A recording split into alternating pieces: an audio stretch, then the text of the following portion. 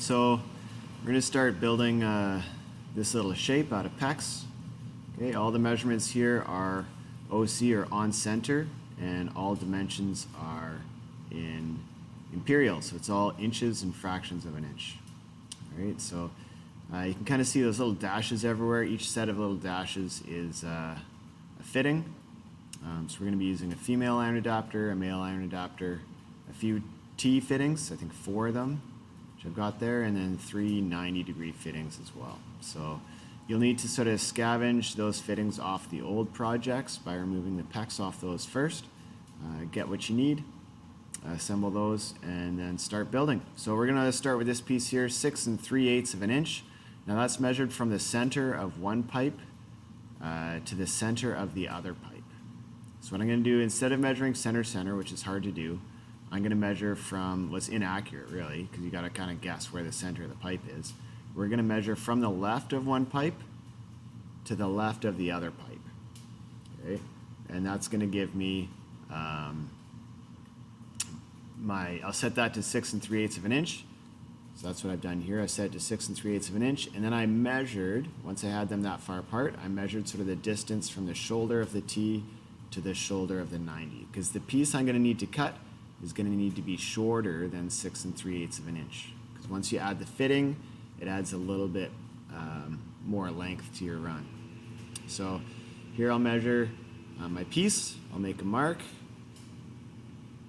So I've already set them down, measured 6 3/8, and then I measured the length of pipe that I'm actually going to need, which appears to be just a little bit more than 5.5 inches. I can't quite see what that says there, but look a little bit bigger. And we'll cut that with the PEX cutter. Make sure you make your cuts nice and straight. You want those angles to be nice and 90 degrees, so that when you push your fitting on, you don't have any issues with the shoulder there sticking out from underneath the fitting. Measure to check from the left of one to the left of the other should be 6 3/8 of an inch. Right? If there's a little bend in there, it might be shorter or longer, so take that into consideration as you do your measuring. All right, next run. I'm going to start on the middle one. Once again, I'm going to set them down so they're 3 3/4, I think that says. 3 3/4 of an inch apart, or is it 3 1/4? 3 1/4 it says. So I'll set them down 3 1/4 inch apart. I'll measure it, and then I'll measure the distance shoulder to shoulder, and I'll just set that out. Measure my piece. It's going to get a little bit tedious here. Looks like it's around 2.5, maybe just under, well, it looks bang on 2.5 inches, but they say your mileage may vary or whatever they say. Cut that, make sure it's nice and straight. Little twist just to get it started. And we're going to want to repeat that a few times. Double check it, make sure the measurement's good. I'm looking for 3 1/4 inch from left side of pipe to left side of pipe. Good. Now my 6 3/8, oh yeah, here we go. My 3 1/4, I've got one of those on each side, so I can just measure off the piece I just cut, and I can cut another one of those. Easy.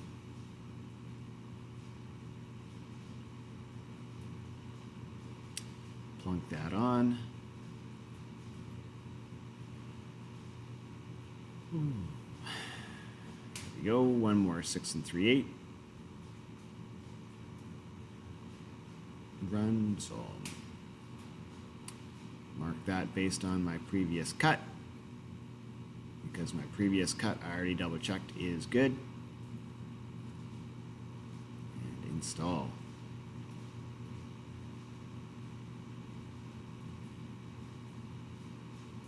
Yay! Very exciting. Okay. 3 3/8. So this one's a little bit different. Measure from the left of one to the left of the next. Set it at 3 3/8, and then measure shoulder to shoulder on the fittings to find out what size we need to cut the pipe. Hard to see with the glare. Measure it yourself and see what you get. lay it out with my tape. I'm really struggling here. It's currently Tuesday morning, the week before Christmas break, so excited about that. Yeah, measure and mark, just straightening the pipe a little bit, line that up with the cutter, touch of a twist, cutting it nice and 90 degrees again, install, and then I'll measure just to ensure that that dimension center to center is 3 3/8 of an inch. If it's not, I will fix it before moving on. But apparently McDonald did all right. Line up my next cut, mark it, and cut it. This is all getting a little bit repetitive, and hopefully you kind of have it figured out by now, and you're no longer watching this video, and you're way far ahead. Oh, missed some nicks there. Working on your project. Now, these bottom ones are a little bit tricky, so you might want to take a look. Right? We've got that center fitting to account for, so it's not as easy as just cutting, measuring and cutting and dividing by 2. So what we're going to look at 6 3/8 is the overall center to center dimension. So set that out, overall center to center, 6 3/8. But here what I have to do is I have to actually measure the outside diameter. It's going to be a little bit funky here. So 6 3/8 is the center to center measurement, but the outside measurement, oh, I'm writing something down here. Outside dimensions, 7 inches. So from the left of the pipe on one side, the right on the pipe of the other side is 7 inches. So I want to divide that outside dimensions by 2, and we're left with 3.5 inches, and that's where the center of the center fitting should sit. So I'm just eyeballing it best I can. We're going to be close enough with this, and I want to center that center fitting, checking from both sides that the approximate center of that fitting is 3.5 inches from the left and 3.5 inches from the right, and then I'll take a shoulder to shoulder measurement and make that. So took the outside dimensions, 7 inches, divided by 2, left you at 3.5 inches, and that helped me center that fitting, and then I can just measure shoulder to shoulder again and make a cut, and I'll need 2 of those pieces.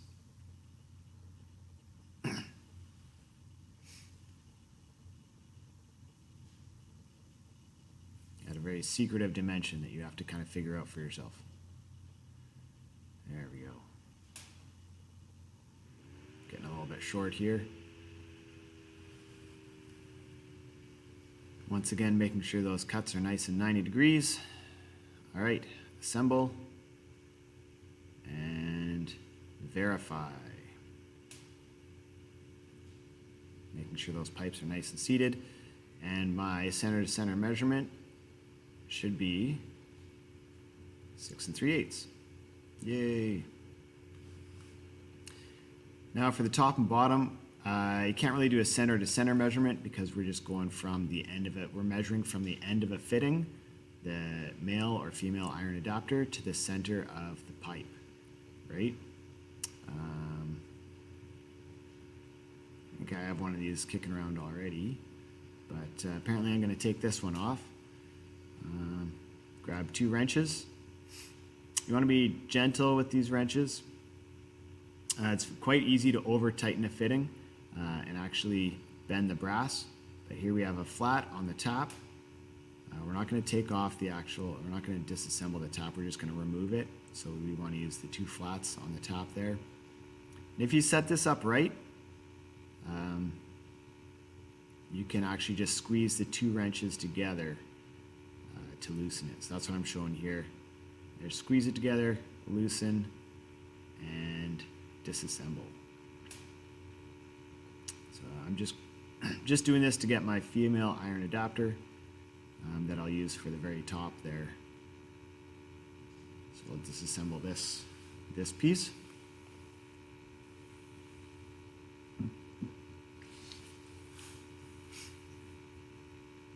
There's the male iron adapter. And those thread together once again, which I've shown before. National pipe thread, NPT, tapered thread, gets tighter as you go. You need the Teflon tape or the plumber tape in there to seal it. I think I'm just removing there we go.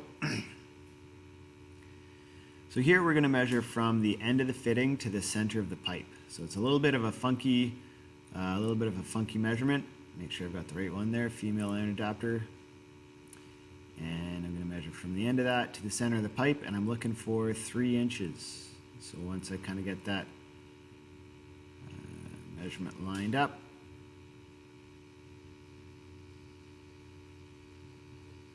there we go. Looks like I went from the top of the fitting to the left side of the pipe for the measurement. That's just fine. All our measurements need to be, we're shooting for within a 1/16 of an inch. Mind you, sort of real life situations, there's often a lot more forgiving situations than this, especially with PEX. PEX expands and contracts quite a bit, more so than copper. So you actually want quite a bit of extra PEX when you're running it from place to place to allow for expansion. You want, a lot of times people will run a big expansion loop, so they'll run sort of a couple feet of PEX into a big loop in the subfloor, just to allow for that PEX to expand and contract through temperature changes and all that jazz. You don't want to strap PEX down real tight in your floorboards. You want to just clip it into those plastic fittings to retain it so that it can slide. Also, when you run PEX through a joist or a wall stud or anything like that, you want to drill a slightly oversized hole so the PEX can kind of float in that hole and expand and contract as it needs to be. So here I've grabbed all the 1/2-inch PEX rings, and hopefully I'm not going to sit here and install them all one at a time. I recorded this video a while ago, so I don't remember exactly what I've done, but I'll go ahead and crimp down a fitting.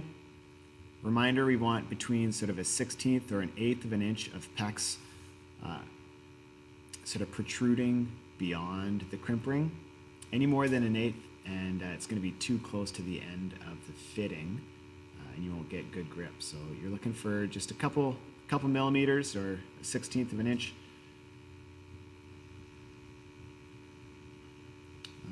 They're ensuring that the jaws of the PEX crimper tool cover the entirety of the PEX ring. A lot of times when kids clamp it down, they get just half the jaw on top of the crimp ring, and they have to go back and fix that again later. Reminder to check each fitting as you crimp it. It should go in the go gauge, and it should not go or should not fit in the no-go gauge. That's just proving that your crimp ring has been crimped to the right diameter. The tools will get out of alignment over time. So I think that's it. And here I am still talking. Good work.